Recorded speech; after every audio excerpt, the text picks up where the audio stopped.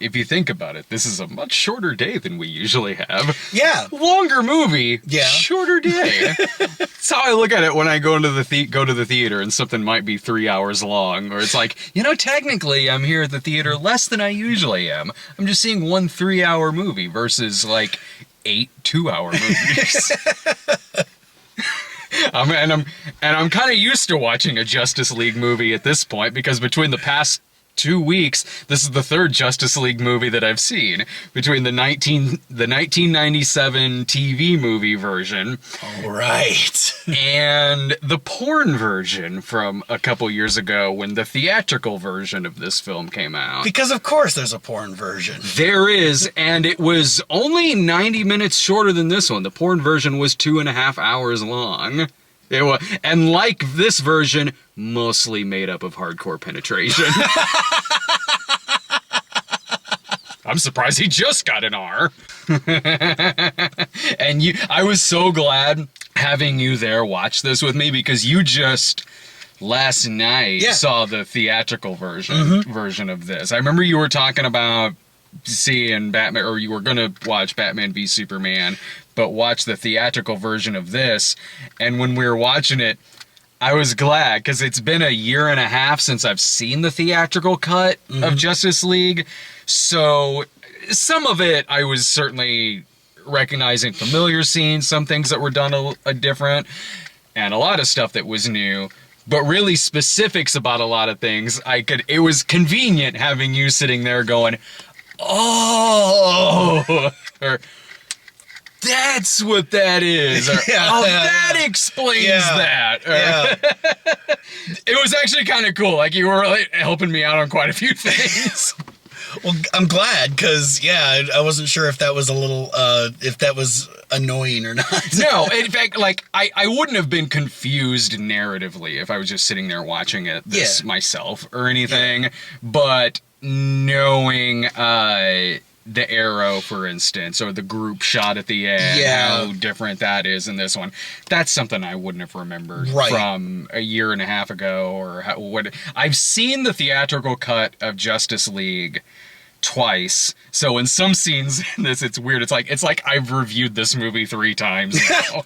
And so when Dave and I went to go see it in the theater, the theatrical version, we were kind of lenient on it. Like, it had its glaring problems, but there were something, having really not liked Man of Steel or Batman v Superman all that much when we saw those in the theater, when we saw Justice League, it was like the problems it had were kind of different than the problems we had with the other ones, and some of the problems that were there from the other two were just sort of less than comparatively. Now, Laura was the one who hated it. Whoa, she was like kicking her seat and shit when like we were watching that movie. I think she's in the back seat of the review going, no, screw you guys, this movie sucks. And we didn't even love it, we just didn't hate it. Right, and same with me. When you saw the theatrical? Yeah, I thought it was okay. I thought it was, it definitely had some of its problems, but it was a passable movie, it was decent. There were problems, especially between a lot of tonal shifts, and you could tell it was a couple different voices working on the same movie between Snyder and Joss Whedon. Yeah. And then when I saw it again, when we did the crossover on it, there had been some other DC movies out in between then that I had liked quite a bit. So watching it on TV, I was like, ooh, this is even a bigger mess than I remembered seeing in the theater.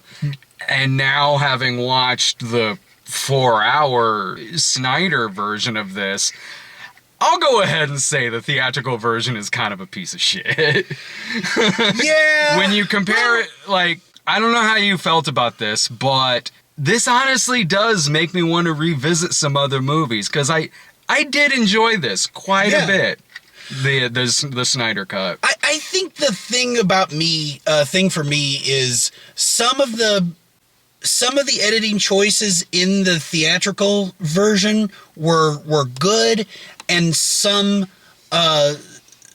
but then some of the stuff that was revealed and like shown in the Snyder cut were also good. If that makes sense.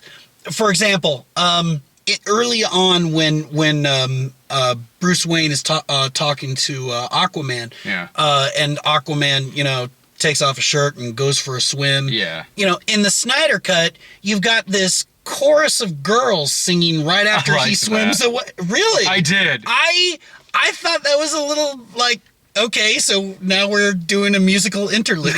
It was mood, because this movie has a consistent mood to it. Yeah. It does. It has a consistent vision, and I liked little things like that. There are really epic shots in this, which kind of made me wish it was like an old Hollywood epic. With a lot of the horseback stuff, a lot of the things with Aquaman, little weird shots like that. This movie was, I thought, very good at capturing mood and capturing a consistent mood. Yeah, I agree with that. I just didn't think the chorus girls were necessary. I mean, sure, I can definitely see that argument. It also made it feel different. It did make it feel like I was watching a different movie. Yeah. It made it feel like I am watching this guy's vision without anyone stepping in and shortening it, cutting things down, like with Batman v Superman, or the family tragedy he went through making the theatrical version. It made me see his strengths in doing these movies, and honestly, I think his strength is when he's doing something much longer, because I've always thought he's had a problem with character, with his characters can be a little wooden sometimes in his movies, but with it being much longer like this one is, you're at least introduced to them a lot better. You at least are following along with their story and with their arc, and you can kind of get engrossed with it like that. And also, a huge problem I had with Batman v Superman is how random it felt, where it just felt like it was a series of a bunch of different scenes where it's like there's an extra scene missing in between each one, and it made it feel incredibly random. Yeah.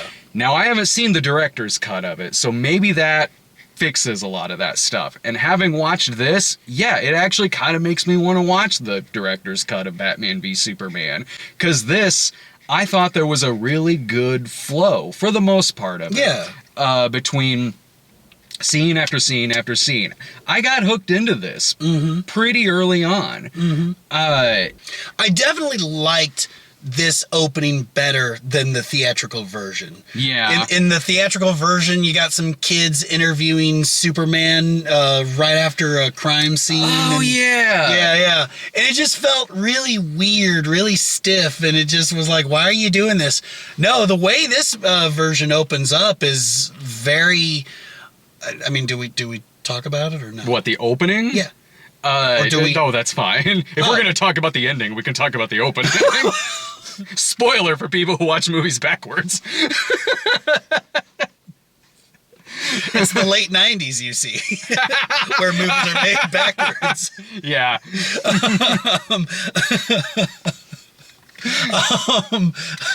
Well, sort of. Between the trilogy, you did watch Justice League first. Then it'll be Batman v Superman. Right. And Man of Steel. See, we Star Wars nerds are used to that.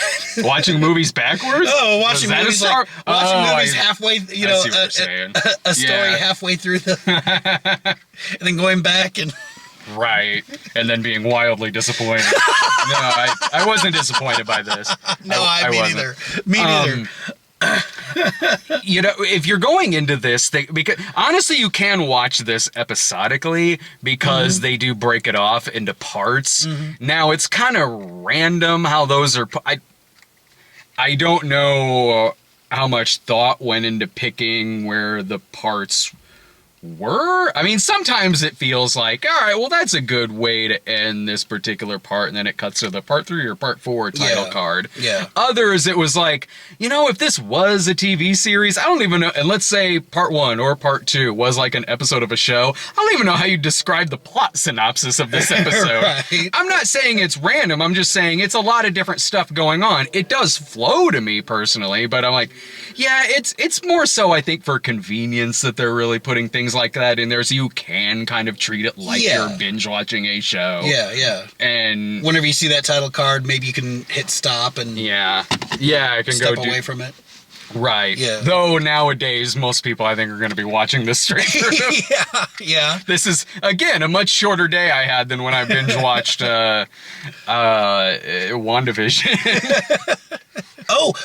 I liked how Darkseid was in this movie. You know, instead of in the theatrical cut, you had Steppenwolf just kind of mentioning him at in passing, whereas here Darkseid is a prominent villain in this, and I liked that because it kind of gets you ready for future Justice League movies. Yeah, I'll touch on that a little bit here once we start talking more about the ending of this. But no, it did make me warm up to certain characters a bit more. If you're going into this thinking that like all the humor is going to be taken out of it or something like that, no. Most of Barry Allen's jokes are still in there, and I don't know if you'll find it funnier in this than you did in the theatrical, but it does, because he's introduced so much better in this movie. It at least makes it feel more tonally consistent. Yeah. Like, it doesn't feel like... Because things aren't rushed in this film. So, whenever there's like a one-liner or something, it doesn't really feel like things have paused just so a joke can be made. Right. Or that we're speeding along to the next scene. It doesn't. It makes it feel like it is just this guy's personality.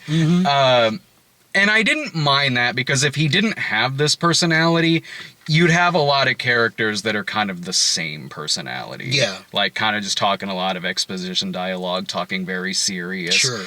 With him, I was cooler with it in this than I was in the theatrical, just because I just feel like I just know the guy better in this one.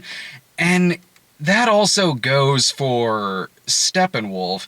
It's not even that I think Steppenwolf is a great villain in this. He's still a very kind of stock comic book villain character. Yeah. He's still the kind of character who you can just kind of call him Villain Man. Like, he's shinier. He is shinier in this, but there is more of a build-up. There is more of an introduction to him in this. Yeah. You do see him in a lot more scenes. You do kind of sense his threat a lot more. He's still not the most three-dimensional character in the world. Right. But he is better. Yeah. He is better. And that played out about like I thought it would going this, because I kind of thought like there's really only so much you can do to improve this character in a longer version, and they kind of did it here. And with as by now you know, Joker is in this, so with that, he is better in this than he was in Suicide Squad. I still don't know how much he really feels like the Joker, really. Right. But he's better in this. Yeah. Because his material's a little bit better. So, yeah, he still just kind of comes across as some weird guy you'd see outside a goth club in 1996. But he's not obnoxious in this. He's better in this. Yeah, I agree with that. I definitely agree with that. Eisenberg, he had a cameo in the theatrical cut too. And again, it's like with that, where it's like, in this one scene, he's better in this one scene than Eisenberg was, I thought, in the entirety of his scenes from Batman v Superman.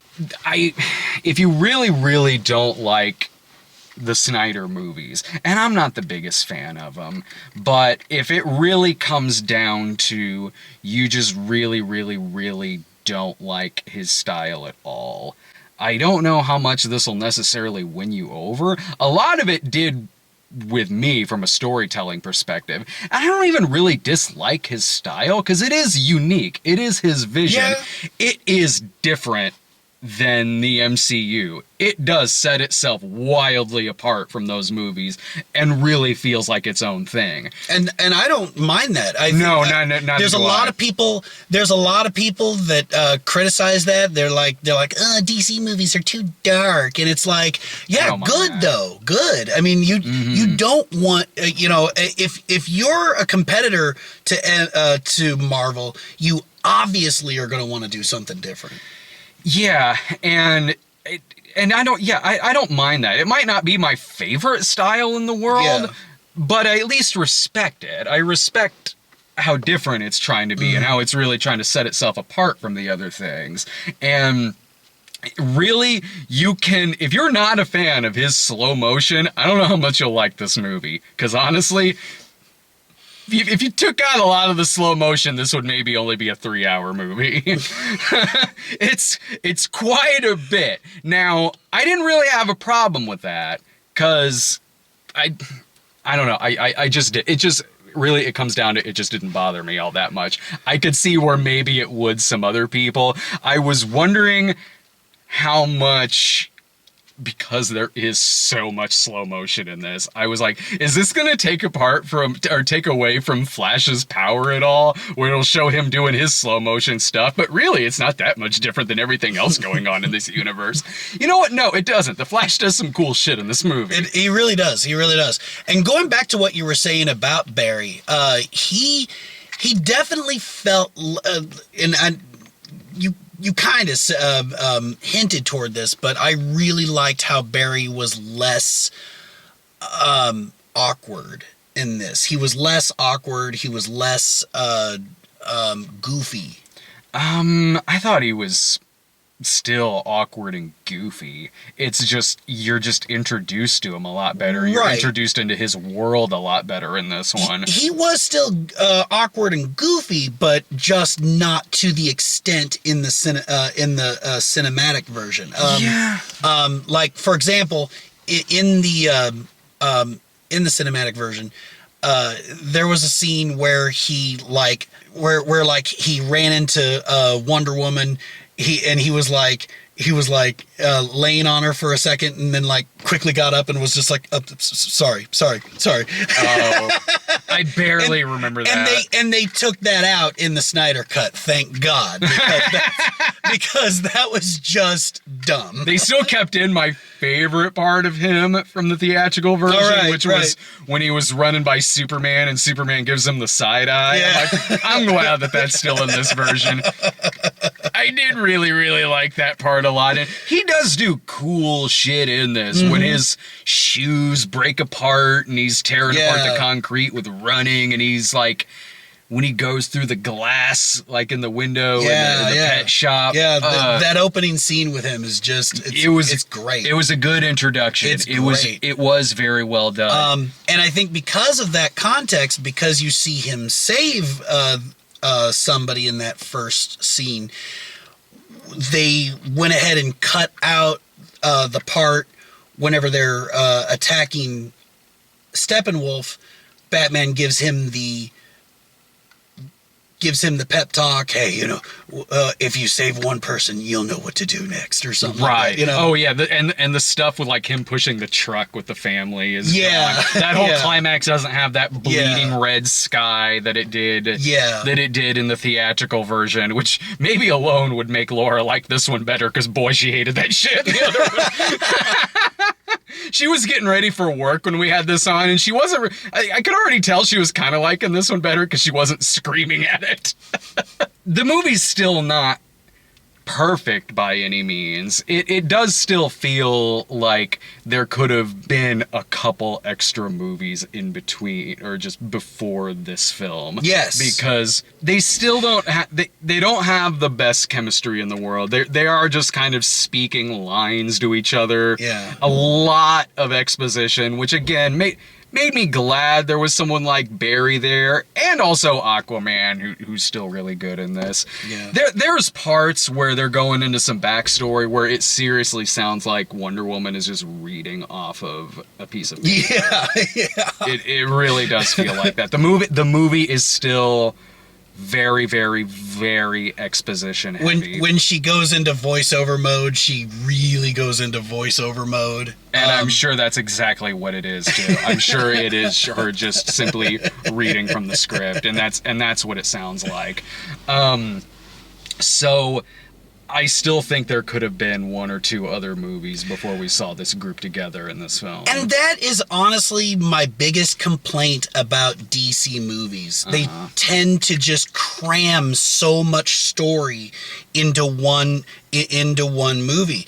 Batman v Superman, you know, whenever okay, so I haven't seen Batman v Superman yet, but I've already been told that, you know, that's where, you know, Superman dies. Well, and it's also and it's also touched in at the beginning of this. And it was like wait a minute. You mean you're doing the death and the resurrection of Superman in these two movies? That alone could have been its own movie, you know. And Batman v Superman could have been like, because in the comic books they actually did fight. Yeah. And in the comics, you know, in a separate arc, Superman did die and was brought back to life. But no, these guys are just like, no, well, let's just cram it all together. Let's just put it all into one 2 or 3 hour epic. At least it is like a 3 and 4 hour movie. It is still very, very long. It is about, if you put them together, it is kind of like 5 movies. 5 random movies. Like, because here's the thing. Now, this is where we'll start getting into the last act of this movie. For the most part, I thought it was flowing together fairly well. I liked the first half of this better than I liked the second half of it. I liked all the introductions to these characters and seeing them doing their own thing, and the backstories that we didn't get in the other one, especially Cyborg, who is much better done in this than the other one. Like, he is. He's got a solid arc. Mm-hmm. Now, I think it's something that probably could have been its own movie that would give it a better setup to a Justice League movie, but it's cool to see that. It makes you like these characters better. It does reach a point in this, probably 3.5 hours in, when it probably could have ended, because this has about 5 endings to it. And if they're, to go back to what you were saying earlier, if this is the end of the Snyderverse, which, to be perfectly honest, after seeing this, I would like to see more. No, I don't think it is. He says it is, but you never know. Right. Let's say that this is what he's saying, which is, this is my finale. This is the end of the Snyderverse. This is the end of Zack Snyder's DC movies. And this is his big swan song, his big epic. And in which case, cool, he got a 4-hour movie, he got to do what he wanted, he got to finish his vision, and the fans of the other two, I hope they like it. It's cool that they got this for the people who like the other movies better than I did. Let's say that this is the finale. There's a couple of different points where you really could have ended this in the Snyder Cut, and then there's about 3 other extra endings that are kind of sequel baiting. Well, not kinda, they really are. For movies that I don't know if they're gonna happen. Yeah. Maybe they'll end up happening, I don't know, but from what I heard, I don't think so. Well, going back to the idea of Darkseid, you know, the fact that Darkseid is in this movie more than in the theatrical. I said cinematic earlier. I knew what you meant. Yeah. The cinematic version, unlike this amateur piece of shit. This 4x3 crap. Was this a home movie?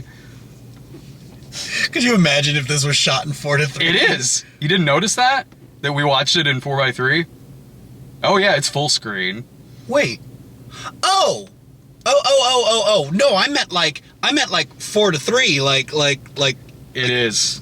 It's, yeah, you didn't know the black bars on the side of the screen? Oh, I guess I didn't notice. Well, in fairness, that's kind of where the glare on the TV was.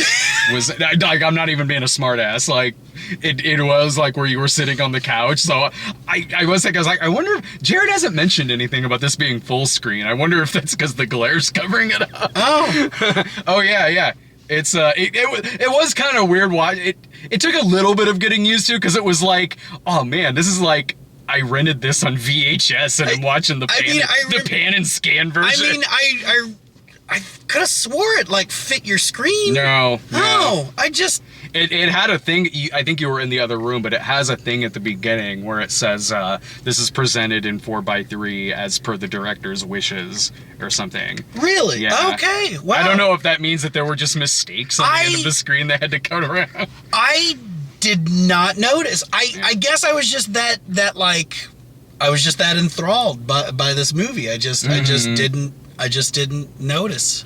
Get out of here, Joss Whedon, with your widescreen bullshit. Give me full screen, goddammit. We're a VHS family. We're sticking to it. Get the fuck out of here with this. Holy crap, I did not notice that. I don't know. Huh. Wow.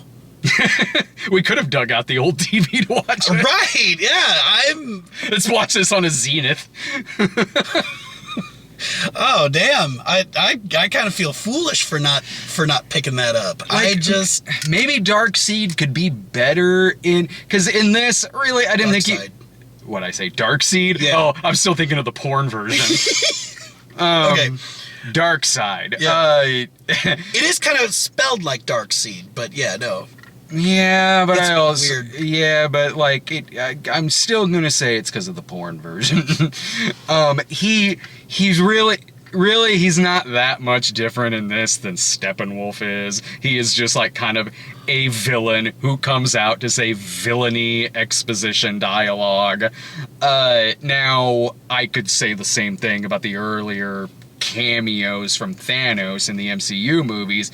And they ended up doing a lot better with him when it got into Josh Brolin, of course. So maybe that's something that could happen here. And I think that's and so that's my thought, is that I'm excited for the idea of Darkseid in the future. Mm-hmm. If they if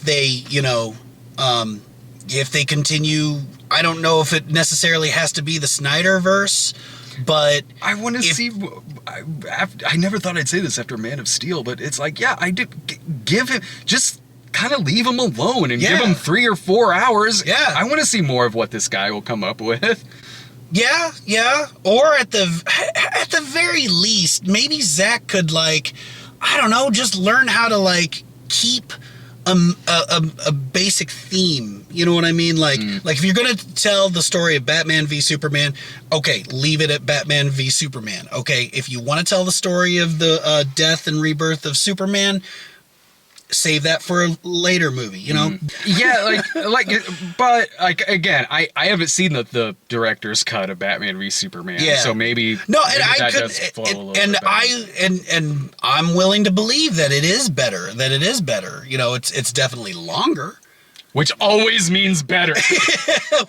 Which is why I'm making the case for, you know, if you could at least keep your stories on theme, then I think you'd be able to still tell a good story and keep the studio relatively happy. And I do warm up to his characters better the more that I see them. A huge problem that I remember having with Man of Steel is I just thought nothing about these characters. Yeah. I just thought they were just, every one of them was just cardboard and blank and just there to talk exposition shit and fight.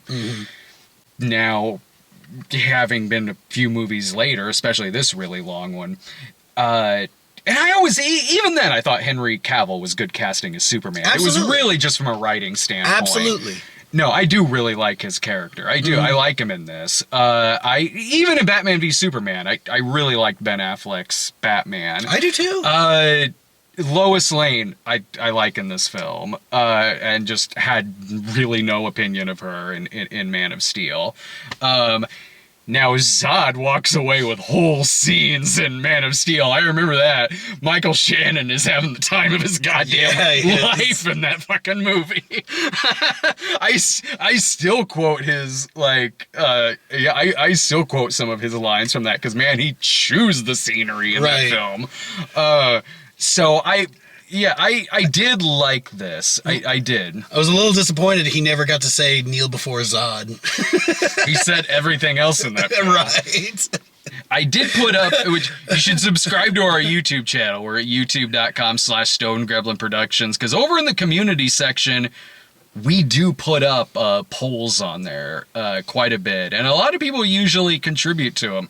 Earlier, I just did a grade predictions for our Justice League review, and they're pretty close. I'm not able to refresh it because we don't have any signal down here. Oh, right. But right now, out of like a couple thousand votes, 39% thought we would give it a B, and I like the 11% that thinks we're going to give it an F. Like, oh yeah, I gave a D- to Tulsa. I'm going to give this an F. Right. Yeah. Okay. Yeah, like, oh man, Snyder cut the trump card in this year.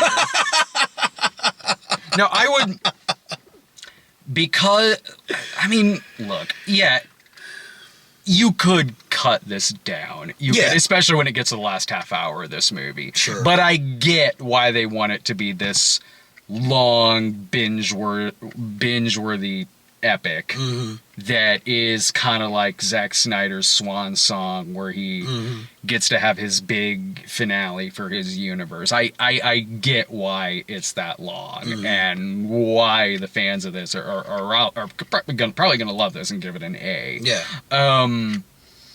It's still very exposition-y, which sometimes in the movie would make me kind of zone out quite a bit, but it flows way better. There was really cool scenes in this. I do like the characters a lot better this time. There were scenes in this I did flat out love. Had some minor problems with it here and there, but I'd give it a B+. I did really enjoy this. What about you? So I'm with you. I'm with you. I think it could have been edited down a little bit. I think some sequences in the theatrical version were still pretty legitimate, but there was a lot of that was a lot of context was taken out, and I think that if you know, both Snyder and the studio could kind of come together and compromise on it, I think we'd have a good 3-hour epic that was really, really good. I wasn't bored. I definitely liked this a lot more than the theatrical version. I'm gonna echo your B+. Yeah, I'm gonna echo your B+. You know, for the first 2 hours, I was leaning more towards an A. Yeah. And then in this, it's not that I disliked the second half. It was doing things way better than the other version did in the second half of it. But it did, when it started getting into its really kind of multiple endings and a few other things that we touched upon earlier, I think that the movie as a whole is a solid B+. I think it's worth watching. Yeah. It is.